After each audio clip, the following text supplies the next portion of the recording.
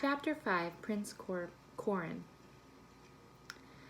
My dear sister and very good lady, said King Edmund, you must now show your courage, for I tell you plainly, we are in no small danger. What is it, Edmund? asked the queen.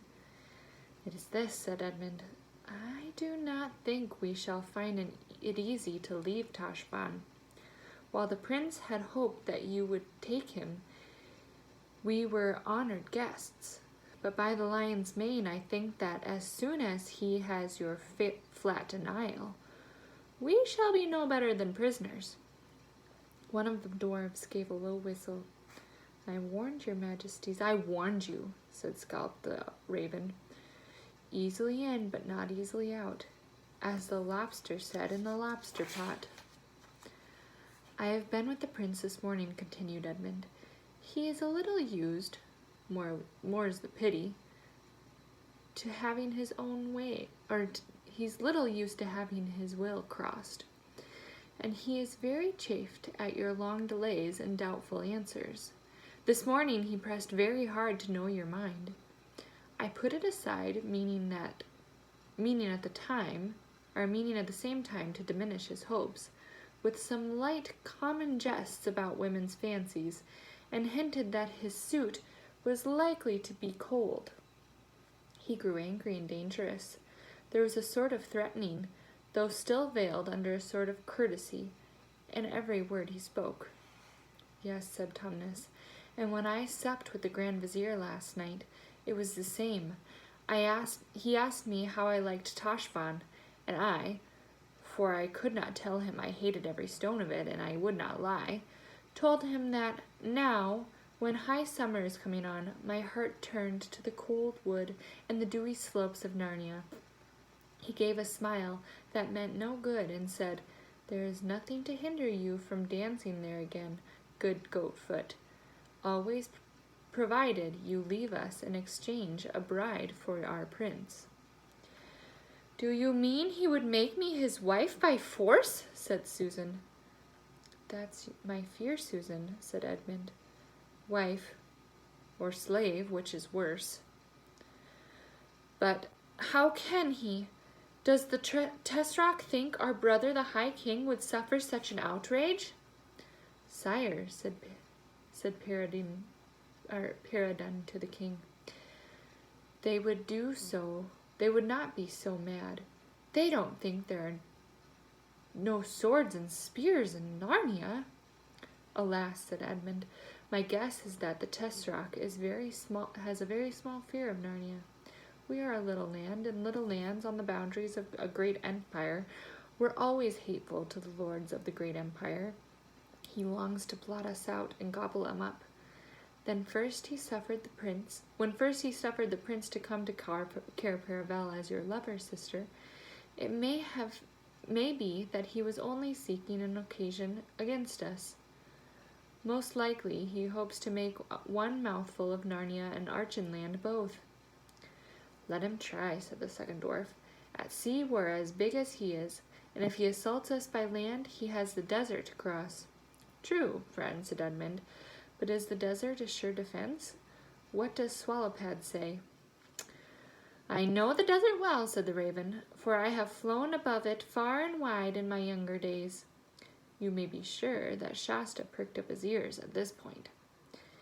And this is certain, that if the Tesroc goes by the great oasis, he can never lead a great army across into Archenland. For though they could reach the oasis by the end of their first day's march, yet the springs there would be too little for the thirst of all those soldiers and their beasts. But there is another way. Shasta listened more attentively still. He that would find that way, said the raven, must start from the tombs of the ancient kings and ride northwest, so that the double peak of Mount Pure is always straight ahead of him. And so, in a day's ride or a little more, he shall come to the head of a stony valley, which is so narrow that a man might be within a furlong of 1,000 times and never know that it was there. And looking down this valley, he will see neither grass nor water nor anything good, But if he rides on down it, he will come to a river and can ride by the water all the way to Archenland. Do the Calmarines know about this western way? Asked Susan. Friends, said Edmund, what is the use of all this discourse? We are not asking whether Narnia or Calmarin would win in a war that arose between them. We are asking how to save the honor of the Queen and our own lives out of this devilish city. For though my brother Peter the High King defeated the Tesseract For though my brother Peter the High King defeated the Tesseract a dozen times over, yet long before that day our throats would be cut and the Queen's grace would be the wife, or more likely the slave of this prince. We have our weapons, King, said the first dwarf, and this is a reasonably defensible house. And to that, said the king, I do not doubt that every one of us would sell our lives dearly at the gate, and they would not come at the Queen, but over our own dead bodies. Yet we should be merely rats fighting in a trap when it's all said.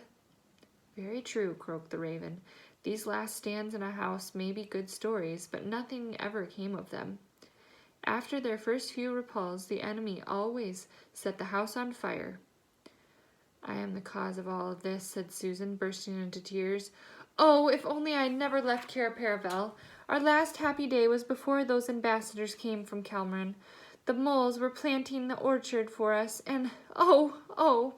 And she buried her face in her hands and sobbed. So you remember at the beginning of the book, Prince Caspian, they arrive in an orchard by Cair Paravel. So that's where they were planting it.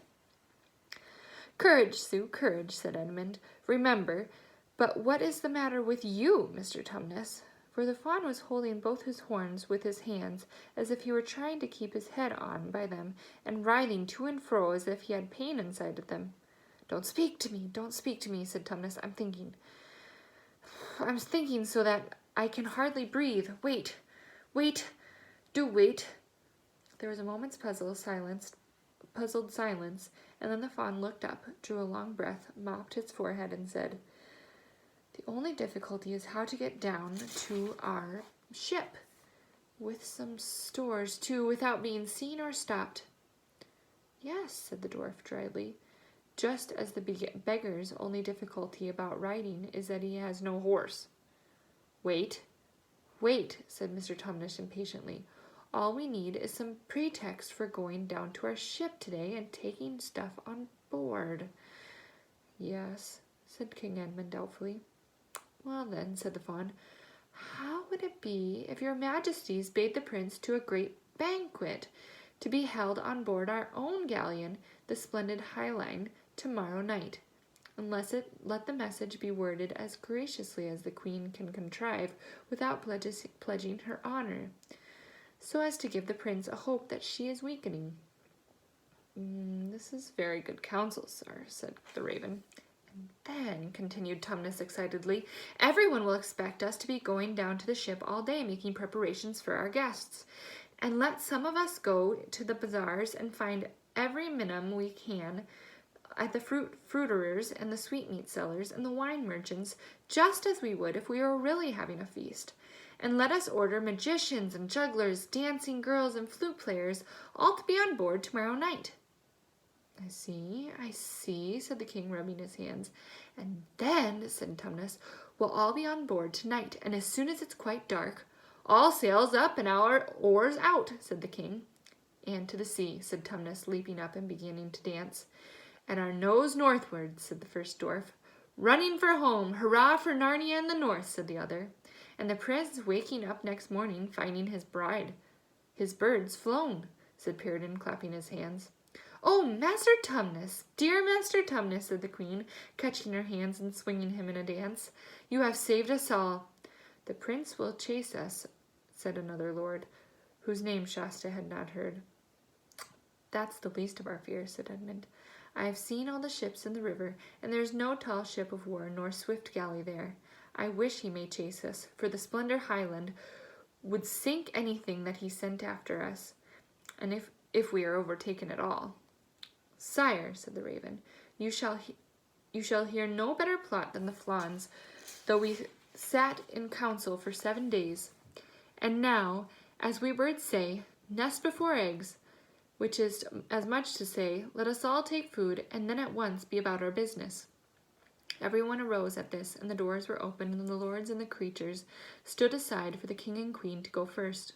Shasta wondered what he ought to do, but Mr. Tumnus said, "Lie there, your highness, and I will bring you up a little feast for yourself in a few moments. There is no need for you to move until we are ready to embark." Shasta lay his head down again on the pillows, and soon he was alone in the room. "This is perfectly dreadful," thought Shasta. It never came into his head to tell the Narnians the whole truth and ask for their help. Having been brought up by a hard, close-fisted man like Arshish, he had a fixed habit of never telling grown-ups anything if he could help it. He thought they would always spoil or stop whatever you were trying to do. And he thought that even if the Narnian king might be friendly to the two horses, because they were talking beasts of Narnia, he would hate Aravis because she was Calmarine, and either sell her for a slave or send her back to her father. As for himself, "I simply daren't tell them that I'm not Prince Corin now," thought Shasta. "I've heard all their plans. If they knew I wasn't one of themselves, they'd never have let me out of the house alive. They'd be afraid I'd betray them to the Tisroc. They'd kill me. And if the real Corin shows up, it will all come out, and they will." He had, you see, no idea how noble and freeborn people behave. "What am I to do? What am I to do?" he kept saying to himself. "Hello, here comes that goat little creature again." The fawn trotted in, half dancing, with a tray in his hands, which was nearly as large as itself. Then he set it on the inlaid table beside Shasta's sofa, and sat down himself on the carpeted floor with his goaty legs crossed. "Now, Princeling, make a good dinner. It will be your last meal in Toshbon." It was a fine meal after the Calmarine fashion. I don't know whether you would have liked it or not, but Shasta did. There were lobsters and salad, and snipe stuffed with almonds and truffles, and a complicated dish made of chicken livers and rice and raisins and nuts, and there were cool lemons and gooseberry fowls and mulberry fools, and every kind of nice thing that can be made with ice. There was also a little flagon of some sort of wine called white, though it was very yellow. While Shasta was eating, the good little fawn, who thought he was still dazed from sunstroke, kept talking to him about the fine times they would have when they all got home, about his good old father, King Lune of Archenland, and the little castle where he lived on the southern slopes of the pass. "And don't forget," said Mr. Tumnus, "that you are promised your first suit of armor and your first war horse at your next birthday. And then your highness will begin to learn how to joust. And in a few years, if all goes well, High King Peter has promised your royal father that he himself will make you Knight of Cair Paravel. And in the meantime, there will be plenty of comings and goings between Narnia and Archenland across the neck of the mountains. And of course, you'll remember you have promised to come for a whole week to stay with me for the summer festival. And there'll be bonfires and all-night dances of fauns and dryads in the heart of the woods. And who knows, we might even see Aslan himself." When the meal was over and the fawn told Shasta to stay quietly where he was, "And if it wouldn't do you any harm to have a little sleep," he added, "I'll call you in plenty of time to get up and go on board, and then home, Narnia and the North." Shasta had so enjoyed his dinner and all the things Tumnus had been telling him that when he was left alone his thoughts took a different turn. He only hoped now that the real Prince Corin would not turn up until it was too late and then he had been taken away to Narnia by the ship. I'm afraid that he did not think at all of what might happen to the real Corin when he was left behind in Toshbon. He was a little worried about Arvis and Bree waiting for him at the tombs, but then he said to himself, "Well, how can I help it? And anyway, that Arvis thinks she's too good to go about with me, so she can jolly well go alone." And at the same time, he couldn't help feeling that it was much nicer going to Narnia by sea than toiling across the desert.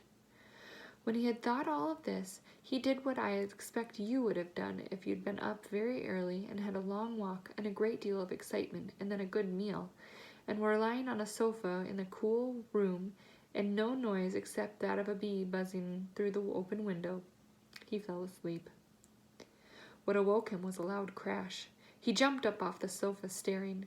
He saw at once from a mere look of the room, the lights and the shadows all looked different, that he must have slept for several hours. He saw also what had made the crash.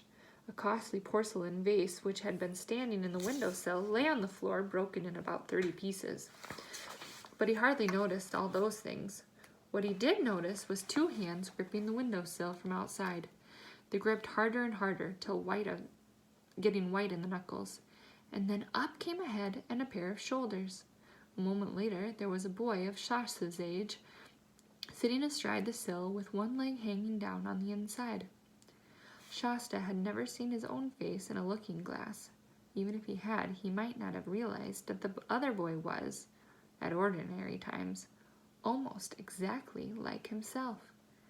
At the moment, this boy was not particularly like anyone, for he had the finest black eye you'd ever seen, and a tooth missing, and his clothes, which must have been splendid at one point, were torn and dirty, and there was blood and mud on his face.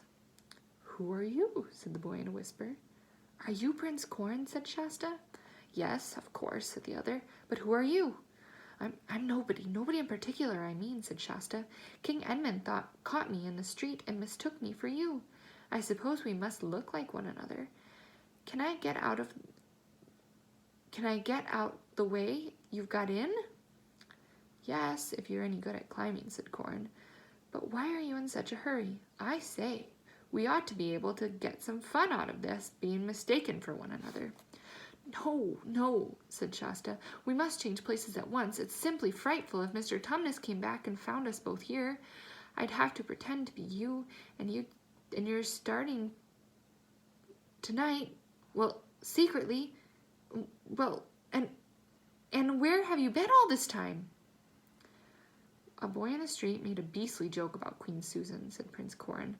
"So I knocked him down. He ran howling into his house, and his big brother came out, so I knocked down the big brother.